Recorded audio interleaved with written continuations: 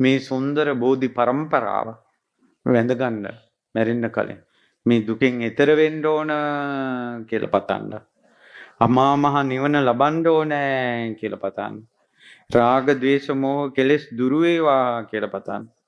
ස්වාමීනි භාග්‍යතුන් වහන්සේ ඔබ වහන්සේ උතුම් බෝසෙවනේ රාග දේශ මොහ දුරු කළසේක කියලා වඳින්න.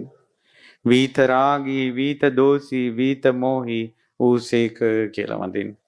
ඔබ වහන්සේ බෝසෙවනේ සසර ගමන නිමා කළා කියලා වඳින්න. ඔබ වහන්සේ බෝසෙවනේ අවිද්‍යා අන්ධකාරය දුරුකොට විද්‍යාලෝකය පහළ කරගත්තා කියලා වඳින්න.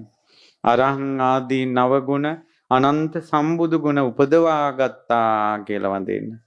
අපගේ සම්බුදු රජාණන් වහන්සේගේ සම්බුද්ධත්වයට සෙවන සැලසූ බෝධීන් වහන්සේට කෝටි කෝටි වාරයක් නමස්කාර වේවා කියලා වඳින්න. බුදුරජාණන් වහන්සේගේ අනන්ත අපරිමිත දසබල ඥාන විසරද ඥාන ආදී සම්බුද්ධ ගුණ සිහි කර කර වඳින්න.